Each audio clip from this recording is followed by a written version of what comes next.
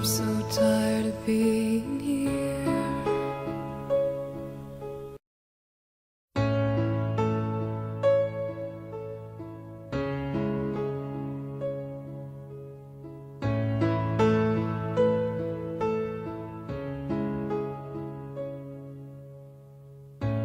I'm so tired of being here.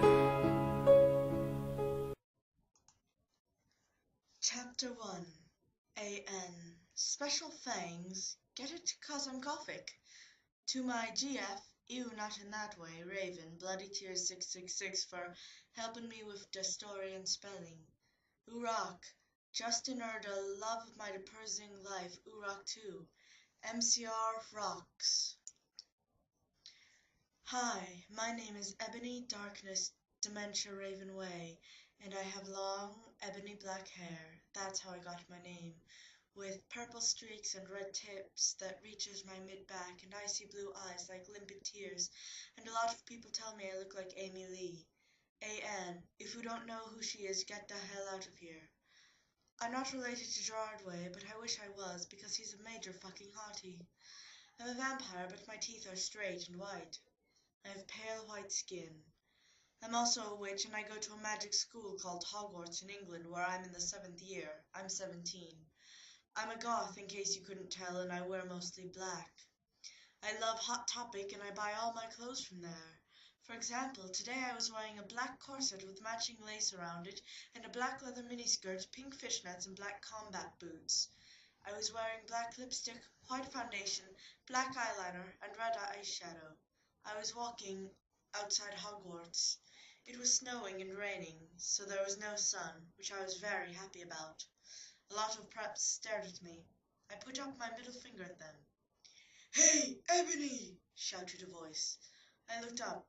It was Draco Malfoy. "What's up, Draco?" I asked. "Nothing," he said shyly. But then I heard my friends call me and I had to go away.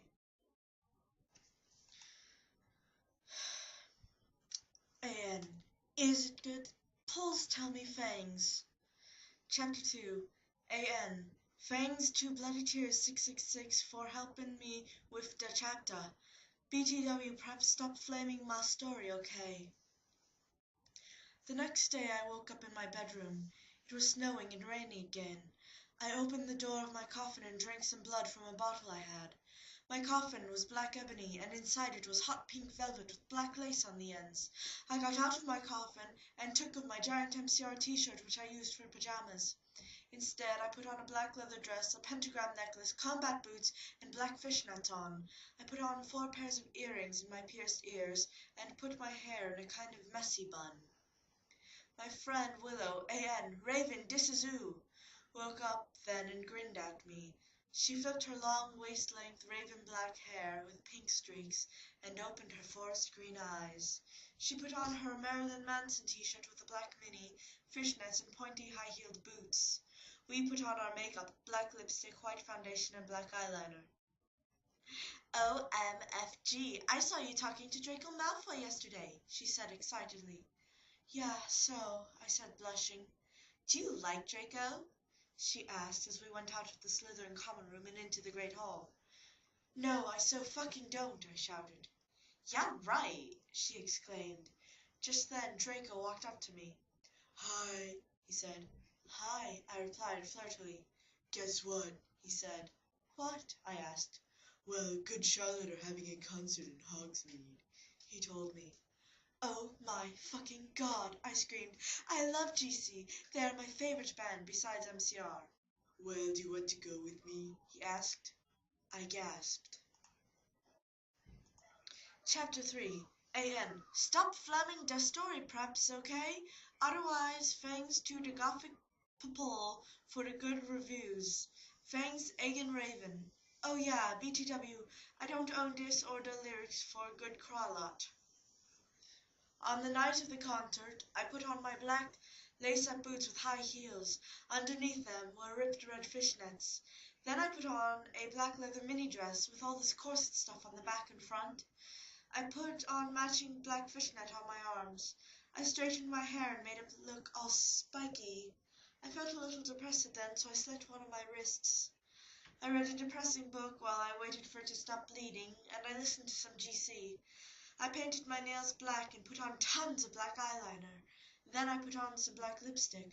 I didn't put on foundation because I was pale anyway. I drank some human blood, so I was ready to go to the concert. I went outside. Draco was waiting there in front of his flying car. He was wearing a Simple Plan t-shirt. They would play at the show too. Baggy black skater pants, black nail polish, and a little eyeliner. A.N. A lot for cool boys word, okay? Hi, Draco, I said in a depressed voice. Hi, Ebony, he said back. We walked into his flying black Mercedes-Benz. The license plate said 666, and flew to the place of the concert. On the way, we listened excitedly to Good Charlotte and Marilyn Manson. We both smoked cigarettes and drugs. When we got there, we both hopped out of the car. We went to the mosh pit at the front of the stage and jumped up and down as we listened to Good Charlotte. You come in cold, you're covered in blood. They're all so happy you've arrived. The doctor cuts your cord, hands you to your mom. She sets you free into this life, sang Joel. I don't own the lyrics to that song. Joel is so fucking hot, I said to Draco, pointing to him as he sung, filling the club with his amazing voice. Suddenly, Draco looked sad. What's wrong? I asked as we moshed to the music. Then I caught on. Hey, it's okay, I don't like him better than you, I said. Really? Asked Draco sensitively as he put his arm around me, all protective. Really, I said. Besides, I don't even know Joel, and he's going out with Hilary fucking Duff. I fucking hate that little bitch, I said disgustedly, thinking of her ugly, blonde face. The night went on really well, and I had a great time. So did Draco. After the concert, we drank some beer and asked Benji and Joel for their autographs and photos with them.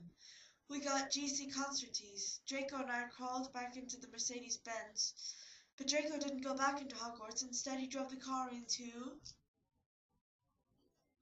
the Forbidden Forest. Chapter 4. A.N. I said stop flaming, okay? Ebony's name is Annabee, not Marisa, okay? Draco is so in love with her that he is acting different. They knew each other before, okay? Draco, I shouted, what the fuck do you think you are doing? Draco didn't answer, but he stopped the flying car and he walked out of it. I walked out of it too, curiously. What the fucking hell? I asked angrily. Ebony, he asked. What? I snapped. Draco leaned in extra close and I looked into his gothic red eyes. He was wearing colored contacts, which revealed so much depressing sorrow and evilness that suddenly I didn't feel mad anymore. And then, suddenly, just as Draco kissed me passionately. Draco climbed on top of me and we started to make out keenly against a tree. He took of my top and I took of his clothes. I even took of my bra. Then he put his thingy into my you-know-what and we did it for the first time. Oh, oh, oh, I screamed. I was beginning to get an orgasm. We started to kiss everywhere and my pale body became all warm and then... What the hell are you doing, you motherfuckers? It was...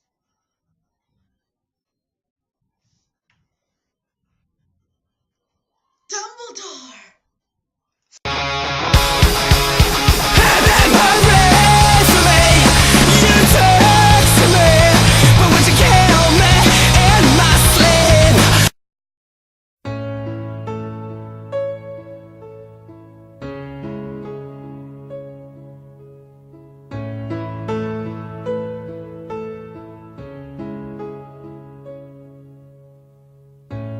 I'm so tired of being here. Chapter 5. A.N. Stop flaming. If you flame it means you're a prep or a pusser. The only reason Dumbledore swore is cause he had a headache, okay? And on top of that, he was mad at them for having sex. P.S. I'm not updating until I get 5 good reviews. Dumbledore made Draco and I follow him. He kept shouting at us angrily. "You ludicrous fools!" he shouted. I started to cry, tears of blood down my pallid face. Draco comforted me. When we went back to the castle, Dumbledore took us to Professor Snape and Professor McGonagall, who were both looking very angry. "They were having sexual intercourse in the Forbidden Forest!" he yelled in a furious voice. "Why did you do such a thing, you mediocre dunces?" asked Professor McGonagall. "How dare you?" demanded Professor Snape. And then Draco shrieked, "Because I love her!" Everyone was quiet. Dumbledore and Professor McGonagall still looked mad, but Professor Snape said, "Fine, very well. You may go up to your rooms." Draco and I went upstairs while the teachers glared at us. "Are you okay, Ebony?" Draco asked me gently. "Yeah, I guess," I lied. I went to the girls' dorm and brushed my teeth and my hair and changed into a low-cut black floor-length dress with the red lace all around it and black high heels. When I came out, Draco was standing in front of the bathroom, and he started to sing "I Just Want to Live" by Good Charlotte. I was so flattered, even though he wasn't supposed to be there. We hugged and kissed. After that, we said goodnight, and he reluctantly went back into his room. Chapter 6, A.N. Shitched up preps, okay? P.S. I will not update up till you give me good reviews. The next day, I woke up in my coffin. I put on a black miniskirt that was all ripped around the end and a matching top with red skulls all over it and high-heeled boots that were black. I put on 2 pairs of skull earrings and 2 crosses in my ears. I spray-painted my hair with purple. In the great hall, I ate some Count Chocula cereal with blood instead of milk and a glass of red blood. Suddenly, someone bumped into me. All the blood spilled over my top. "Bastard!" I shouted angrily. I regretted saying it when I looked up, because I was looking into the pale white face of a Gothic boy with spiky black hair with red streaks in it. He was wearing so much eyeliner that I was going down his face, and he was wearing black lipstick. He didn't have glasses anymore, and now he was wearing red contact lenses, just like Draco's, and there was no scar on his forehead anymore. He had a manly stubble on his chin. He had a sexy English accent. He looked exactly like Joel Madden. He was so sexy that my body went all hot when I saw him, kind of like an erection, only I'm a girl, so I didn't get one, you sicko. "I'm so sorry," he said in a shy voice. "That's all right. What's your name?" I questioned. "My name's Harry Potter, although most people call me Vampire these days," he grumbled. "Why?" I exclaimed. "Because I love the taste of human blood," he giggled. "Well, I am a vampire," I confessed. "Really?" he whimpered. "Yeah!" I roared. We sat down to talk for a while. Then Draco came up behind me and told me he had a surprise for me, so I went away with him. Chapter 7, Bring Me to Life. A.N. Well, okay, you guys, I'm only writing this 'cause I got 5 God reviews. BTW, I won't write the next chapter till I get 10 God fans. Stow flaming or ill reportu. Ebony isn't a Marie Sue, okay? She isn't perfect. She's a Satanist. And she has problems. She's depressed, for God's sake.